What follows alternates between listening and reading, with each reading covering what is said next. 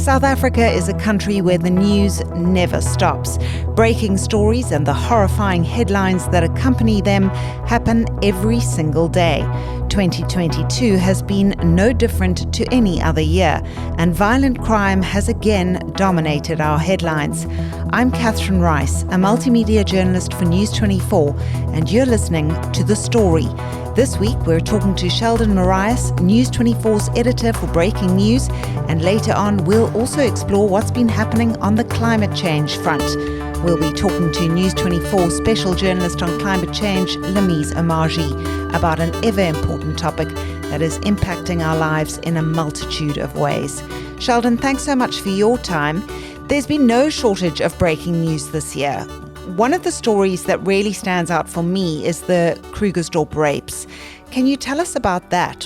What happened and how are investigations proceeding? Is there any hope of catching the perpetrators? Thanks, Catherine. So in terms of what the story was about, it was a horrific incident that broke on a Friday. As details emerged, we learned that it was a group of entertainers shooting a music video for an artist, and the scene where the actual crime happened, the rape, the robberies, was their last scene. They were shooting their last scene. It was near a mine dump outside Krugersdorp, which, is an old mining town, so has a lot of mining relics around it, either disused mines, mine dumps, and the like as well. It is home to illegal mining, so you've got these zama-zamas, as they are called, who would go down into mine shafts. These are mine shafts that have been shelved. That doesn't make commercial sense anymore to mine them, but these men go down.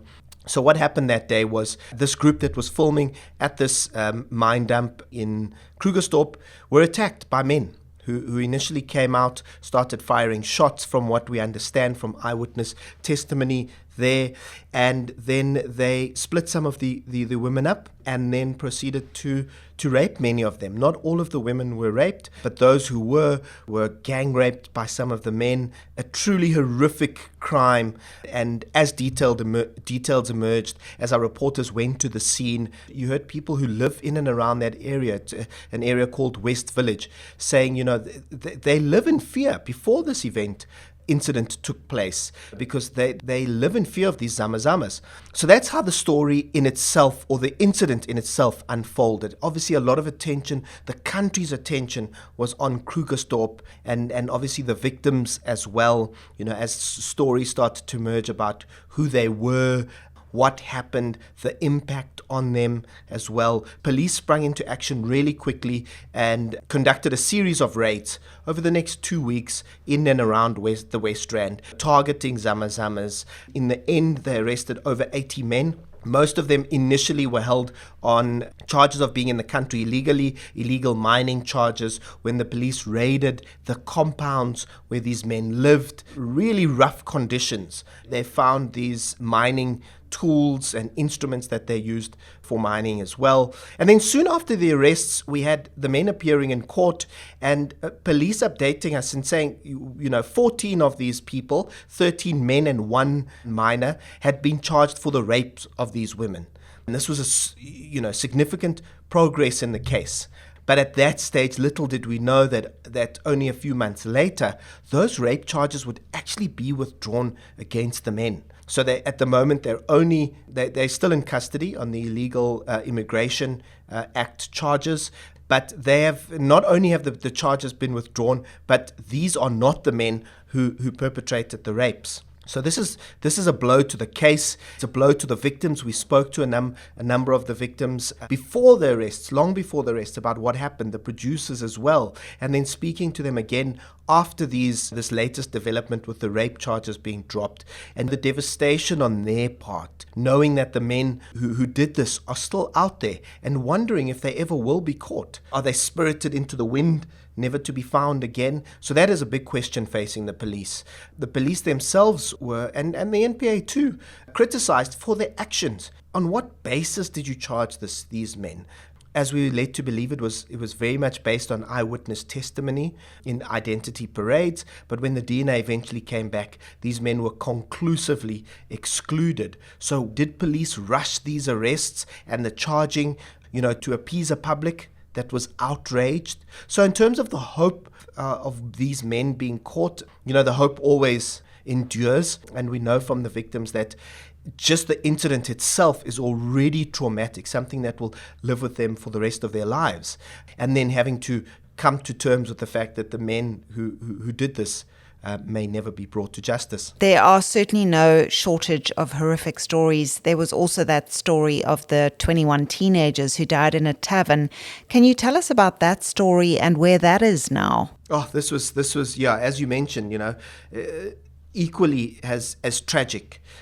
And just the way in which it happened. You've got these teenagers, all of them younger than the age of 18, at this tavern. And, for many people, saying that this is indicative of the type of situation teenagers and youngsters face in townships. There's a lack of entertainment to keep them busy.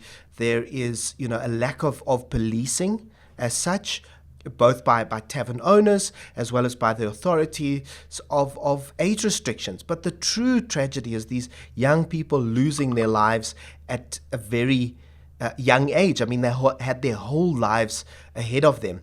And what we understand happened on the day, there were a lot of questions. Was it alcohol that they consumed? Was that alcohol poisoned? Was it homemade alcohol? So there were a lot of questions. Ultimately, test results coming out and showing that it was probably some sort of a gas that they all inhaled, and that was the common substance found in them, or trace evidence found in them. And the thinking is at this stage that it was a generator that the tavern was using to keep the power going, to keep the lights on, entertainment on, and that fuel fumes from that generator is what caused these teenagers to die.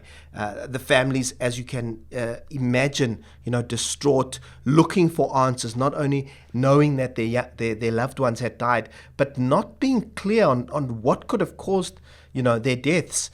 And, our reporter Malibongwe Daimane has been following it really closely, speaking to the families, speaking to eyewitnesses very soon after this incident happened about the harrowing moments in which, you had these children collapsing, other people being affected. Luckily, they had made it out. But, the tragedy of the event, the harrowing moments that late that night when this tragedy struck. We do know that the tavern owner has been arrested and is facing charges in that matter. I think the evidence will go a long way to determining what type of charges. Was it only, selling alcohol to underage children, or was there a greater negligence, in terms of how this generator, if that is proven to be the source of the deaths, in terms of how this generator was set up? Why was it set up within the building structure itself? Was there ventilation? So there is a lot of focus on this, and we're continuing to watch the case. It's still at quite an early stage, and we're hoping there'll be some sort of conclusion sometime in the next year. Sheldon, child murders have also dominated the headlines. These are often the hardest for our journalists to cover. Do you think this year has been worse in terms of violent crime against children? And what about gender-based violence? Is there any sign that the ongoing campaigns about GBV are having any impact?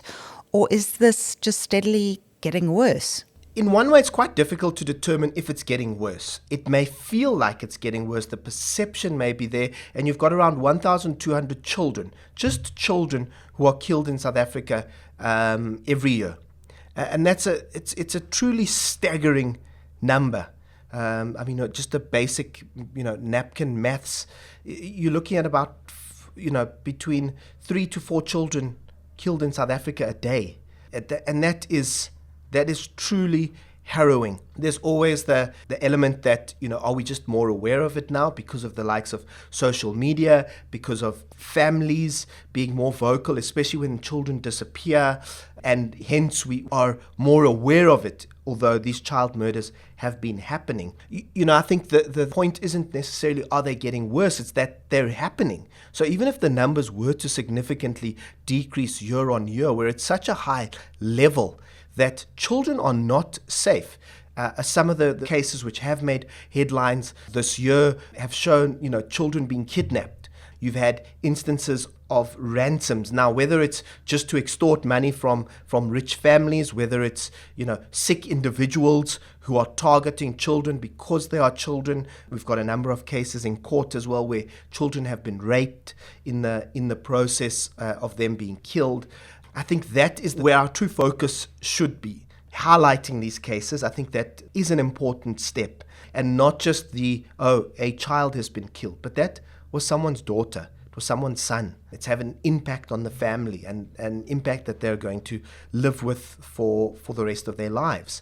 And certainly from that point, it doesn't seem like any of the initiatives are working, because you still have these cases happening on a daily basis. And I think when we look at the child murders, News 24 did a broader look at it recently following a recent kidnapping and murder. The high rates, if you were to compare it with world benchmarks, are still significantly high. And we recently had the Gender-Based Violence Summit led by the president, and the harrowing tales and the despair and the pleading from ordinary citizens for something to be done, whether it's initiatives, whether it's marketing, whether it's, policing on the ground, whether it's other types of initiatives, but something needs to be done. One doesn't really know if there'll ever be an end in sight. Sheldon, what are some of the breaking stories of 2022 that really stood out for you personally? Sure, Catherine, as you rightfully mentioned, in a country like South Africa, there's news breaking all the time. The ones that we've spoken about already are certainly some standout cases. One other story that stands out in my mind is I cast my memory back to February, and we got word on a Monday afternoon of a massive shootout in Rosettenville, just outside the Johannesburg CBD, and police were on the scene. And what is the standoff? And as we got more information, and we had a reporter who had a unique vantage point, having got a tip off quite early into the incident, he was able to then get this unique vantage point where we were able to keep our readers updated, rolling coverage of what was happening there. We got another 2 reporters out to the scene. We had a team in the office supporting them, because this was truly a story that was unfolding as we were for those reporters who were there, as they were watching it, for us in the office as we were working through it. And that really stood out. And you had witnesses afterwards telling our reporters about how they were ducking under their beds because the gunmen were in their yards. These were men who were armed with AK-47s and really heavy weaponry, firing at police. A number of people died that day. A number of police officers were shot and were later taken to hospital for, where they recovered. But it really was this shootout, this movie shootout, unfolding on a Monday afternoon in real time. And, it really was a battleground of the year. Another one was the arrest of the Johannesburg arsonist, this man who had been terrorizing parts of northern Joburg. I mean, it really makes for a true crime movie. You had this man, not much was known about him. He was caught on camera. He would often go into homes, spend some time there, eat his victims' food before setting the homes alight. And in one instance, there was actually one of the residents happened to be home, and he died as a result of his injuries and the smoke inhalation sustained during that fire. He died later in hospital. And then you had this active investigation looking for this man over a number of years. And it just so happened that in late September, early October, he was arrested. And how he was arrested was that someone close to him was scorned. And they then said to the police, look, I believe that this person in my life is the arsonist that you're looking for these reasons. And it was, police eventually were able to track him down. I think he was on his way home, and they arrested him, and he's now before the courts. The case is ongoing, still at a very early stage, but it really was this bizarre case that had, plagued northern Joburg, had people scared for a number of years. And through good detective work and a bit of luck, police were able to arrest this man. And that truly was, the breaking of his arrest was truly quite something. And our reporter, Alex Patrick, has been following the case for a number of years and will continue to do so. And, she brought us great detail of how the police were actually able to track this man down and arrest him for him to face those charges before a court of law. Well, exactly. And at least in that case, there was some resolution, there was an arrest, and he's behind bars. So thank you so much for that, Sheldon, and thank you for all the breaking news that you bring to our readers. That was Sheldon Marias, News 24 editor for Breaking News. We're now joined by News 24's sustainability reporter, Lamise Omaji. Lamise, thanks so much for your time. This year, News 24 created an entire section on stories about climate change. Why do you think it's so important? Hi, Catherine. I think this change on our site just speaks to the times we are living in, and that is the climate crisis is real. We recognize that there are extreme weather events like the floods in Pakistan and the drought in the Horn of Africa, which has been described as the worst one in 40 years. And all these weather events have direct and indirect effects on human life. For example, the drought is impacting food security and the livelihoods of farmers in the region. Kenyan journalists have also just documented how cattle are being sold off for next to nothing, just before they die of starvation. And we also saw the spread of disease with cholera outbreaks that followed the Pakistan floods. At News 24, we wanted to highlight the reality of climate change, but also the Climate Future section is a space to talk about solutions to the crisis. How can farmers adapt their farming for drought, or how can we use renewables to not only reduce greenhouse gas emissions that contribute to climate change, but also to solve the problem of energy poverty in Africa. It's important to also spread the message of the solutions because readers do not have to despair and we can adapt to these changes. Lamise, what are some of the big stories this year that were linked to climate change? You've already touched on Pakistan and the floods, but what are some of the stories in South Africa that you could tell us about? I think for South Africa, it was probably the KwaZulu-Natal floods in April and the floods in Eastern Cape. Maybe I'm wrong, but for me, that was the first time I probably heard the president and ministers talking about climate change as the reason for these things happening. And I think at that point, there was a general acknowledgement that South Africa is affected by climate change too. It's a global phenomenon, but I think that experience might have made climate change less abstract. We saw over 400 people losing their lives and, stories of family members unable to bury their dead and properly grieve because they were just dealing with this trauma. And there's the displacement of people. Imagine losing your home in an instant. And that is the extent of the damage that climate change brought. The other major news story for South Africa was probably around our Just Energy Transition Investment Plan. That was developed by the Presidential Climate Finance Task Team. And it included some consultation with civil society, but there are some criticisms that the process wasn't consultative enough. But basically, this plan is our government's golden response to climate change.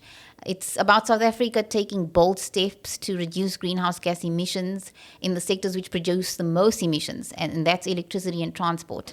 And it follows on a pledge for $8.5 billion from developed nations, the US, UK, EU, Germany, and France, which we've written a lot about. These countries are offering us financial support so we can do our bit to, respond to climate change. But the 8.5 billion is not enough. In South Africa, we estimate we need about 1.5 trillion for the next 5 years to roll out that plan. And that involves decommissioning our coal-fired power stations, rolling out renewables, retraining our workers in the coal sector so that they can participate in the renewable energy industry. So beyond 2027, we'll need much more money. And that brings me to the third issue, which is the availability of climate finance for developing nations to respond to the crisis. This is a huge talking point at the UN Climate Summit, or COP27 this year. South Africa is among the nations that is advocating for a funding mechanism to be set up for developing nations to benefit from, so that they can respond to climate change impacts like that we saw in Pakistan. Lemise, if we don't take climate change seriously, what are the repercussions we could face? So the extreme weather events we are already experiencing are just going to increase, and they're going to become more intense. We saw with the KwaZulu-Natal floods, the World Weather Attribution did an analysis on it to see how they could attribute it to climate change, and they found that because of climate change, this was basically a 1 in 40-year event that turned into a 1 in 20-year event. So that's generally what would happen. Think of it, more loss and damage from all these extreme weather events that are waiting for us. Is the South African government doing enough to mitigate the impact of climate change? I think a lot is riding on our Just Energy Transition Investment Plan. It's focused on making our economy less carbon intensive. We know South Africa is the biggest emitter on the continent, and we have actually faced criticisms for industrializing on the back of fossil fuels. So the successful implementation of that plan is going to be huge in terms of our climate action. At COP27, Minister Baba Creasy actually made a remark that South Africa did what it does best, and that is to make a plan. But now the real test, or the real action, will come from implementing that plan. And that rests on us getting the finance for it. From legislative perspective, we have the Climate Change Bill, which is before Parliament. South Africa is a signatory to the Paris Agreement of 2015. This is a non-binding agreement by over 190 countries to fulfill certain climate commitments. So once this climate change bill is passed, it will give a regulatory force to those commitments we made under the Paris Agreement, which is very specific. Like we have said, we would reduce our emissions to within a certain range.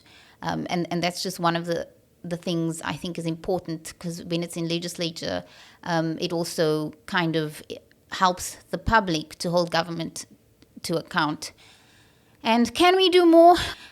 I think we can always have more ambition. And if I had power, if I was a politician, I would probably make a rule to block oil and gas exploration, because these are fossil fuels which produce emissions. But, the message from our government has been different. They see it as part of economic development. But I think if we were more ambitious, we wouldn't even go there. Well, let's hope those plans and policies are implemented. Thank you so much for your time. That was Lemise Margie, sustainability reporter for News 24. That's all we have time for this week. I'm Catherine Rice, and you've been listening to The Story.